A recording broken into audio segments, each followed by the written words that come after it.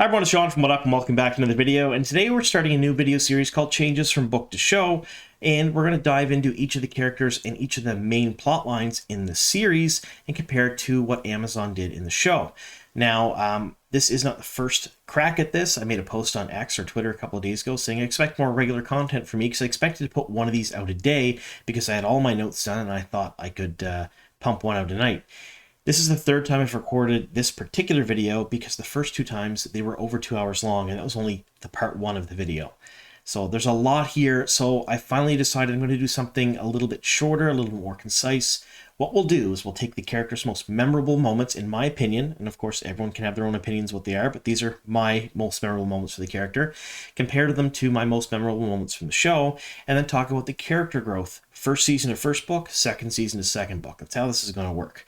And of course, if you're new to the channel and you're not quite sure what we do here, well, we talk all Wheel of Time, all of the time. If you like that sort of thing, make sure you subscribe, tell two friends, share the channel around, because not only do I put out series like this, I do interviews with people. In fact, there's going to be a couple of really neat interviews coming up in the coming weeks, and some very cool collaboration projects happening with some other creators, so you're not going to miss any of that. So, of course, subscribe to the channel and tell your friends. Now, it wouldn't be a What Up video without a spoiler warning, and I'm going to give a hefty one here. So these videos are meant more for the people who've watched the show, but maybe haven't read the books, and they're interested to know how the characters acted or how their growth happened in the books versus the show. So they're going to be very, very heavy book spoilers and, of course, show spoilers. That doesn't mean if you haven't read the books, you can't watch the video, but I'm going to spoil stuff. So if you don't mind spoilers like myself, these are the videos for you. So, spoiler warning. In today's video, since we're comparing characters from the books to the show, if you haven't watched the first two seasons of The Wheel of Time, streaming right now on Prime Video, it's episodes 1 through 8 of Season 1 and Season 2. And if you have not read the entire Wheel of Time series, at The Eye of the World, all the way up to and including A Memory of Light by Robert Jordan and Brandon Sanderson, be forewarned, major plot points and character arcs are going to be ruined within this particular video. All right, all of that being said, let's get on to the video. All right, so I'm going to start off with the central character of the series, Rand al'Thor, and this is a difficult one to do because although his character is not vastly different from the books to the show, his journey is different and there's a lot of different growing things that happen with him. So his character matures in different ways and at different rates, and different things happen to him. You could say that the beginning and the end for Rand are pretty much the same as they are in the books as they are in the show, but the journey is vastly different. So the first thing I want to talk about is where Rand starts. So in the show, Rand is a little bit older. He is about ready to head out on his own. He's thinking of marriage. He's a little bit wiser in the ways of the world. And I wouldn't say that he is widely traveled because he's not. They don't imply that in the show. But he's a little bit more mature than the Rand we see in the book series because Rand is a bit younger in the books. He has a less mature relationship with Egwene. He's very unsure of himself, which does translate a bit in the show, but not near as much as in the books. So I would say that the Rand in the show starts a bit further ahead than the Rand in the books, at least as far as maturity and development goes. So they start just a bit ahead, and that's a good thing because while the books were sort of a slow burn of his maturity and a lot of different things happened to him within the books to kind of boost him up, he didn't get near as much attention in the show as he did in the books, at least for the first season. So his journey to becoming the Dragon Reborn in the show was pretty much put off to the side. Amazon really likes their mysteries, and they decided that in the show that who the Dragon Reborn was would become a very, very big mystery for viewers who had never read the books. And in fact, I remember when watching the show for the first time, there were people who were guessing that Nynaeve, Egwene, other characters were the Dragon Reborn, and no one had any idea, at least the people I talked to that hadn't read the books, that Rand could possibly have been the dragon. And in fact, when it was revealed in the show that he was, I knew a few people that were kind of upset about it because they didn't expect it to happen. So in the show, we get to see a couple of different things with Rand, but they're not highlighted till much later on in the season. So he is shown to have channeled when the Dark Friend captured him in Breen's Spring. Although when it was shown initially, you didn't really see that. You'd seen him break down a door, and we picked it apart frame by frame at the time. If you really, really watched carefully, you could see that there were some other things at play. The door was a little too heavy. He couldn't get through. He must have done something, but just on a casual watch, it wasn't readily apparent. Shamael visited him in his dreams a fair bit in the show. but he did that to everyone, so it wasn't focused just directly on Rand. And then we had Mach and Shin during the Ways. There was sort of kind of a hint that something had happened there, but we seemed very much more focused on Egwene and Nynaeve during those scenes than we did Rand. And it wasn't until near the end of the season, we're talking like late season, that Rand finally kind of admitted to himself that he's the Dragon Reborn, and he's like, I need to go to the Eye of the World to save my friends. When in fact, that part in the book series didn't happen at all. So those were all the hints and the clues that he could have been the dragon in the show, and they are very well hidden in amongst a ton of other things that happened, with mainly a lot more focus on some other characters, and that was 100%, in my opinion, sort of a way to take attention away from Rand so people wouldn't guess that he was the dragon. So there would be that water cooler moment where people went, wow, did you know who the dragon was after the show aired? It is what it is, but it's very different from the books. In the book series, Rand starts out pretty much the same way, a little bit less mature than he is in the show, but he grows as the first novel progresses. But you pretty much know he's the Dragon Reborn by the first 15 chapters very easily. There are a lot of hints. He is very different from everyone else in his village. He very much stands out like a sore thumb. His father came from away with his mother, so there's a little bit question of his parentage in the beginning. And then when his father took ill after being attacked by Trollocs, which we did see in the show, Tam did get attacked by Trollocs at the farm, although he did a much better job of fighting them. He killed a ton of them before he got injured and couldn't fight anymore. Rand took him into Emond's Field.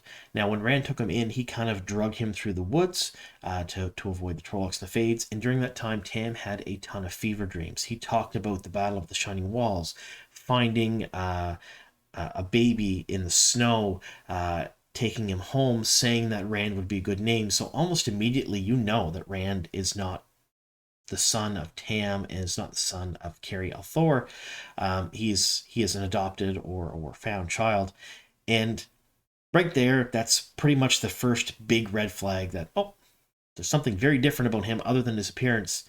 He doesn't have the same parentage as everybody else in the town. He doesn't have people from there. He's from away. So that means that there's something special about him, which is entirely the case. So people start thinking he's a dragon because he was born on the slopes of Dragonmount. There was so many little clues. During the flight away from Emond's Field to Terran Mill, which we did see in the show, it focused a little bit more on how scared Rand was for Egwene when Egwene was with them. And he did end up using the one power to wash the fatigue away from Bella. In the book, sort of kind of led you to believe that maybe it was Egwene or someone else, but then when Moiraine noticed it, she looked right at Rand when she said it. And then a few chapters later, he had a bout of sickness. There's a sickness after using the one power for the first time, and the sickness was sort of cocksure lightheadedness when he basically tried to take on a whole bunch of White Cloaks by himself. So there were clues very early on that there was something special about Rand, and even on a first read, a lot of people pick it out. It is not, I don't think, meant to be any big secret. So that is one of the first main differences between the show and the books. Rand is pretty much assumed to be the Dragon Reborn from the beginning. There are things that are mirrored. So, for example, when Rand broke down the door in Breen Spring in the show, and that was found out to be channeling much later on, during the actual book series, he called down lightning to blow apart a window and part of a wall when they were trapped by another Darkfriend innkeeper, sort of a parallel to what happened in the show. But there was pretty much no question he had done that and he had channeled. It was pretty obvious, and then he got very sick after that, and he was cared for by Matt for a while. So there's a lot of big clues that he's the dragon, but he doesn't come right out and think that he's the dragon. He doesn't talk about it too much. There's just the clues. He doesn't really come into the fact or own up to the fact that he's the dragon until he's told so pretty much at the end of the first novel. The dragon banner is found at the Eye of the World after they defeat the Forsaken. Rand has a battle with the Shamael, bit different than the show, but he does still battle with the Shamael. But Rand also has two other really big moments near the climax of the first book that we didn't see in the show. So Rand's big climax in the show was him fighting a Shamael, And the fight was different than it was in the books because it was more of a kind of a sword fight in the books. But I think it worked better for the show, mainly because it mirrors what happens in the last battle. It sets that up so it's not a surprise or something strange when you get to that type of battle later on. But that's not it. Rand also has two other battles. So not only have we seen all these clues all along the book series in the first book that Rand is the Dragon Reborn, we also get to see him basically have three big triumphs at the end of the book. The first is he kills Agenor, one of the Forsaken at the Eye of the World, because a couple of Forsaken do show up there, unlike the show. The second is he fights Ashamael, and the third is he actually travels to Tarwin's Gap and decimates a large part of the Trolloc army that's bearing down on Faldera and allows the Falderan soldiers to win. So he has three big things there. Again, a bit of an overkill thing. They're just kind of pointing everything out that Rand is special, when in the show they didn't do that as much. So that's kind of the first big difference between show Rand and book Rand, at least in the first book, is we knew he was the dragon very early on, but we were okay with it. Mystery, sometimes for the sake of mystery, in my opinion, is not always the best thing to do. All right, so next we're going to talk just a little bit about Rand's development as a character in the books versus the show. So in the show, he had some development as a character. He didn't really learn any lessons from people. We've seen him and Matt alone a little bit. They fumbled around. They did meet up with Tom Merrilin. Tom Merrilin did travel with them for a little bit.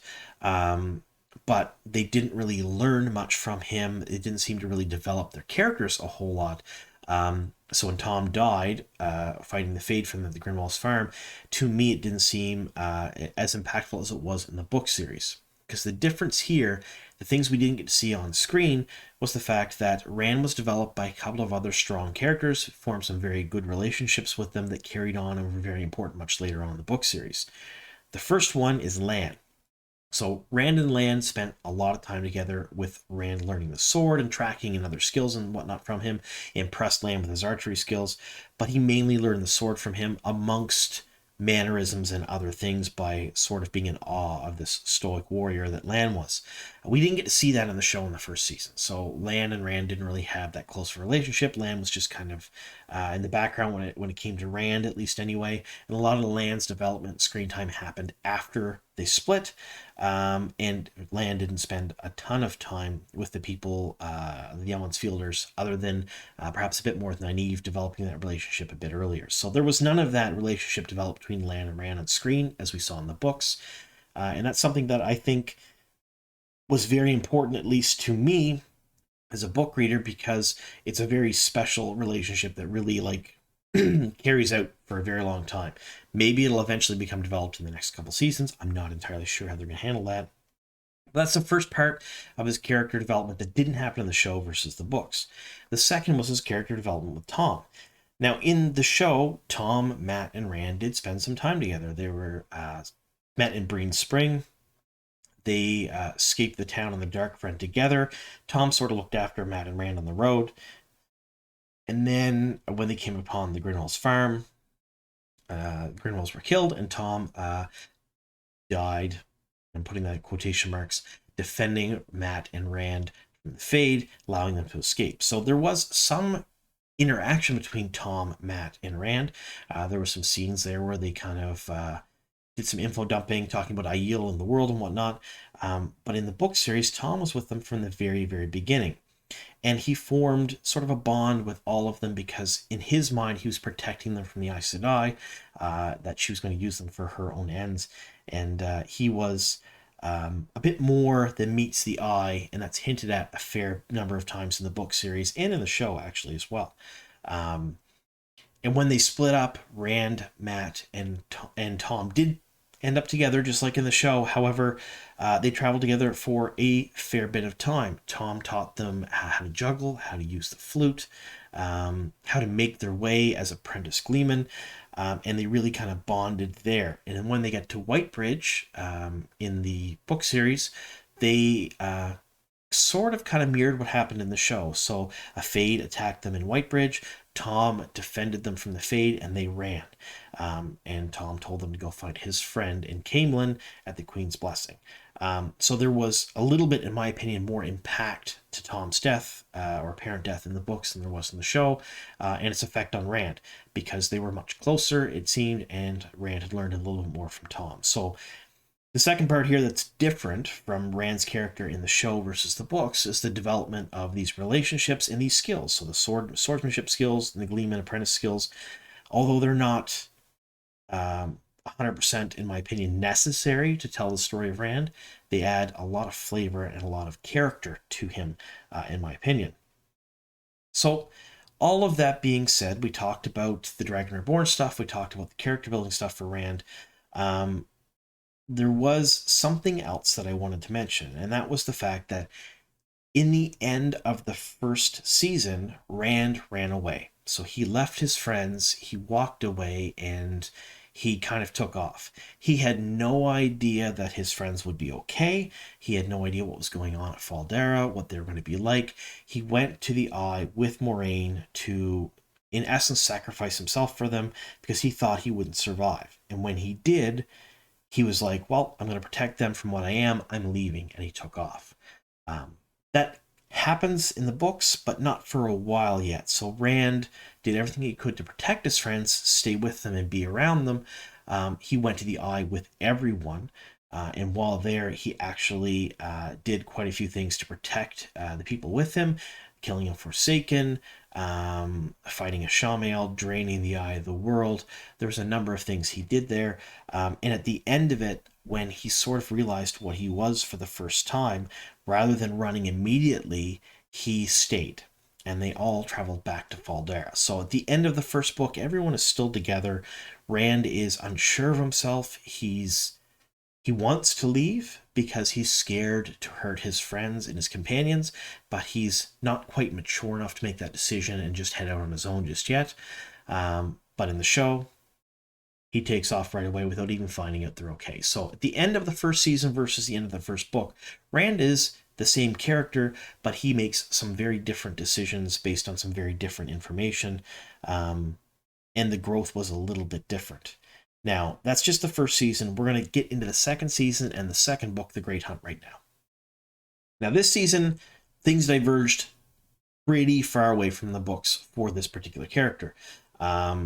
There were some very memorable moments in the show that did not happen in the books at all that I thought were very well done and led to some pretty good growth for Rand's character.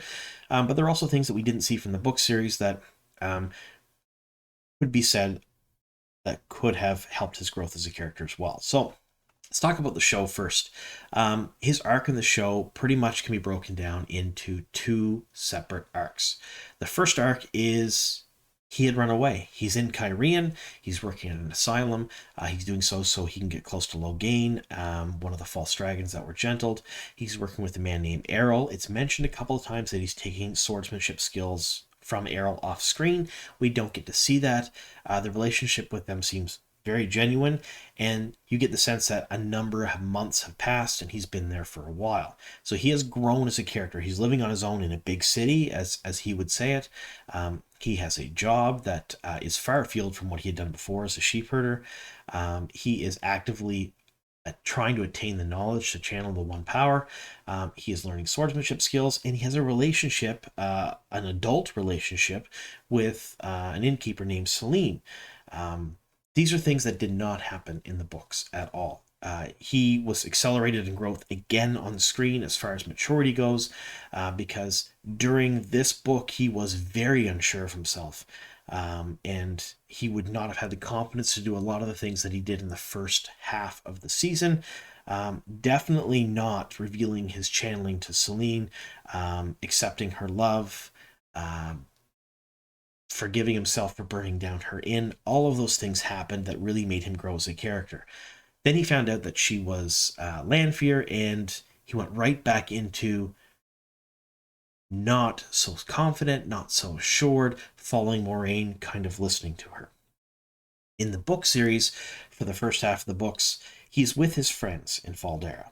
He is training with a sword with Lan. He's very good at this point. Lan gives him some grudging compliments that basically at this point Rand would believe that he's very close to Blade Master. Maybe not there yet, but he's close to it. He's a very good swordsman. He defends his friends and his companions in battle when Valdera is attacked. And then, as at that point, he decides that he's going to leave because he is a danger to everyone, and he tries to hightail it out of there, and he gets trapped. So he does make the decision to leave, but he doesn't get to. It never actually happens. The companions all travel together for a fair bit of the first quarter of the book until Rand, a gentleman named Huron, who is not in the show, who is a sniffer that can smell where violence has been, and Loyal all get sort of transported to a mirror world. Rand channels in his sleep, or when he's about to fall asleep, uses something called the portal stone and kind of puts him in a mirror world. While there, that's where he meets the Lady Selene. She is not an innkeeper. She is a Kyrian noblewoman, and she's a damsel in distress. Now, in the show, we've seen Rand use his one power to save her from a fade, and then she's just okay with it, and he's happy that she's okay with it. In the books, he doesn't use the one power as often as he does in the show, at least not intentionally. He ends up using his archery skills to save her because he's not going to reveal who he is, and he has no control over it. Really, it just kind of happens sometimes. And he travels with her to Kyrian, but she never enters Kyrian with them. So there's a whole lot of growth there where she is trying very much to seduce him, very much to have a relationship with him, and he is very resistant for a lot of different reasons. Some of them are feelings for Egwene, some of them are the fact that he doesn't want to take advantage, and any number of other reasons, but he never actually commits to a relationship with Selene, which is good because we all know that she's actually Lanfear. So the character growth moments that happened in the show did not happen in the first bit of the books for him. He didn't have that maturity, that ability to do things on his own. He grew on the road, and he had to pretend to be a lord and a leader to Huron just to kind of keep him safe and content and happy, I guess is the best way to put it, because Huron was ready to fall to pieces when they went to the mirror world. Any normal person would, I think. But there was a whole lot of inner monologues where he was unsure and he was very scared. We didn't see that too much in the show. We see a very confident, for sure Rand in his actions and what happens and what goes on. At the point where Rand gets to Falm in the books and in the show, we're going to kind of split up here a little bit. The second arc of Rand's 3-arc story is when he meets the Amyrlin Seat, he gets imprisoned, and then he escapes Kyrian with the help of Lanfear and Moiraine.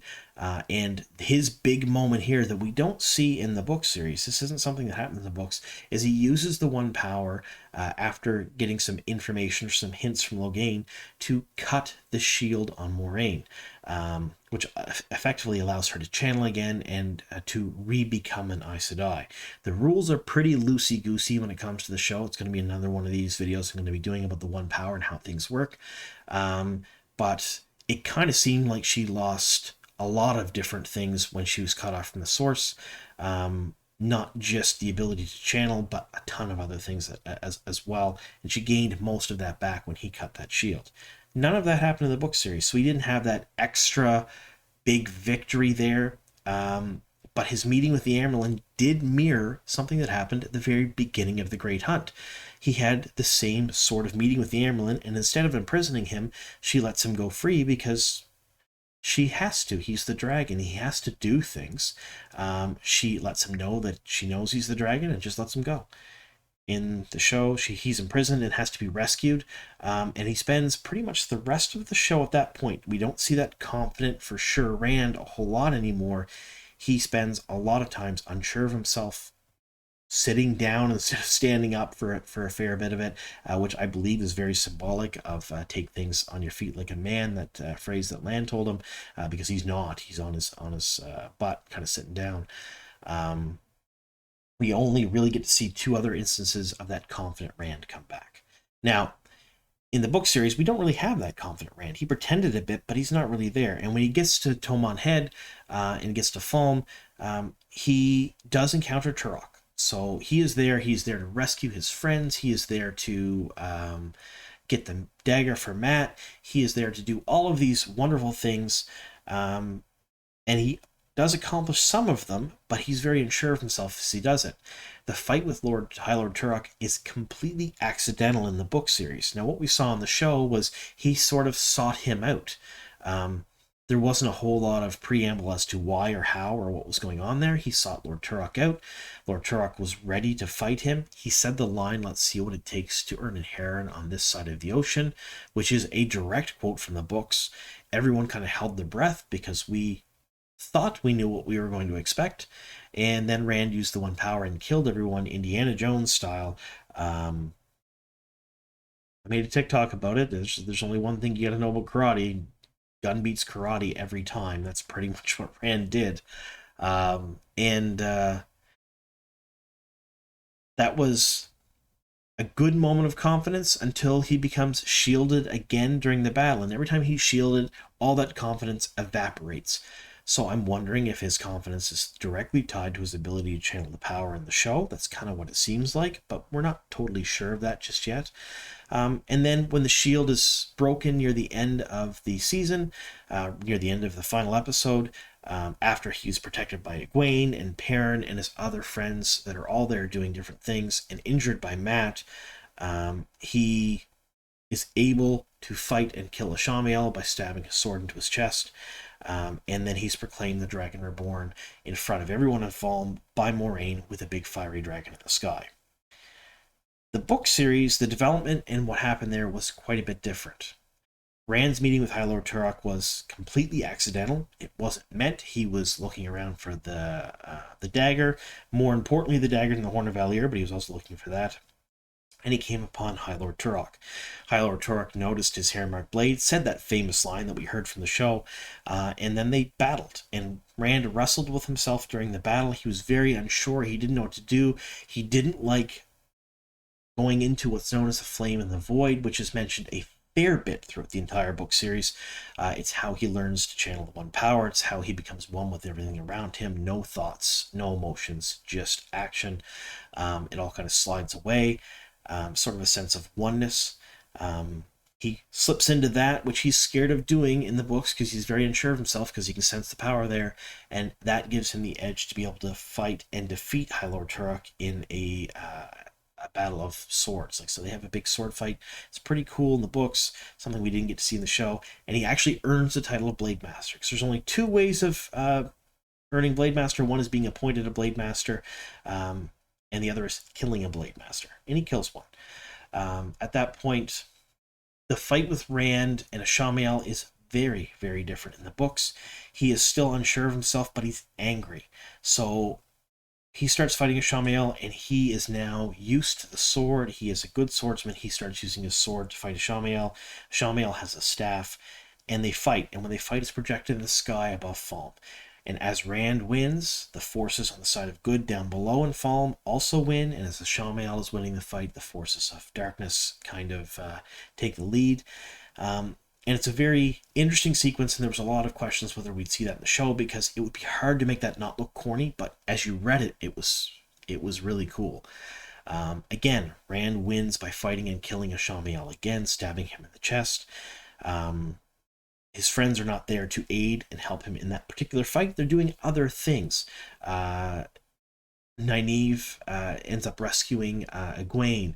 There's a lot of things with Perrin and everyone else down below, but Rand's particular storyline is he's by himself fighting Ashamiel.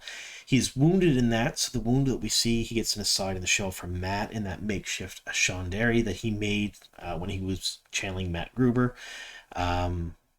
That doesn't happen in the books. It's actually Ashamiel's staff piercing him in the side. It's an injury from a weapon of infused or imbued with the one power.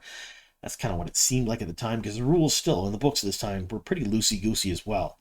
And that's the wound that doesn't heal. At the end of the second book, Rand is proclaimed the dragon by everyone because everyone saw him fight Ashamiel in the sky. He is unconscious, he is hurt, he's injured, and he's being cared for by his companions. At the end of the season 2 in the show, he is proclaimed dragon by a big dragon fiery dragon made of the one power over foam. Everyone's cheering for him, and his friends are all with him. He's injured, but he is standing. So, as far as the end result, Rand ends up in the same spot that he is in the books at the end of season 2. So if we take season 1 being book 1 and season 2 being book 2, he's in the right spot. The journey was very, very different. In the show, I would say he's a much more mature, sure of himself character at this point than he is in the books, which is a good thing because the show is going to have to really accelerate his character growth. But he's missing some very important skills. Sword fighting is a big one. In the show, it seems that he uses the power far more, at least up to this point, than he is in the books. In the books, he's scared of it. He would rather use the sword or a bow and arrow than the one power. In every instance, he would prefer to do that. It still doesn't come when he wants to. He has no control over it. In the show, I'm not saying he has total control over it and he can channel when he wants to, but he's able to do some interesting things by thinking about it rather than just being reactionary. In the books at this point, everything is reactionary. In the show, he seemed to really have to think about what was going on and use the one power in the proper way to be able to cut Moiraine's block. He didn't think about what he did when he fought Torok, at least it didn't seem like it, and he used something, a type of weave that was actually used at the end of book 3 when he fought the Shamael again. So I think there was a slight nod to it there. So there's some similarities, but there is some major differences in the fact of how he uses the skills and what skills he has. So is he the same character? This is the very end of the comparison. In my opinion, yes. Rand is the same character. His journey's different, but he has a lot of the same core values as the character in the book series. He is pretty much in the same place as he would have been in the books as he is in the show. And I think they did a very good job with Rand. It was a different way of doing it. In my opinion, if I had to change one thing, I would change his relationship with Lan, have it a little bit more tight-knit and better, change his relationship with Tom, have more screen time between the two of them because we didn't see Tom at all in season 2. And I would definitely give him some of those skills that they taught him that I think, especially the sword fighting skills, that he cherishes and finds so important for a large portion of the book. So it's not till much later that he truly embraces the power over the sword. For time, he even makes a power-wrought sword out of fire when he doesn't have his own sword, rather than trying to channel and find alternate solutions to something. Not as glamorous, not as flashy, not as cool, but that's what he does. Anyway, so what do you think? How do you compare book Rand to show Rand? I think they're pretty similar, but they have some differences, of course, and I think the show did a fairly good job of porting this character to the screen as far as his growth and his development went. Is he missing some things? Sure. Is he perfect? No, but I think they did a good job, and I'm happy with Rand as a show character versus a book character. But I want to hear your thoughts down below. Let me know what you folks think. And, of course, stay tuned for other episodes in this series. There's going to be a ton of them coming because we have a lot of characters to get through. We have a lot of plot lines to get through. And I really want to do one on the one power because there's a lot to say about the one power in the show versus the books, I think, because I am a very big proponent of a hard magic system that has rules. In the show, they're a little more loosey-goosey than I would like, but we'll talk about that in another video. Anyway, thank you so very much for sticking with me here to the very end. Here's to many more.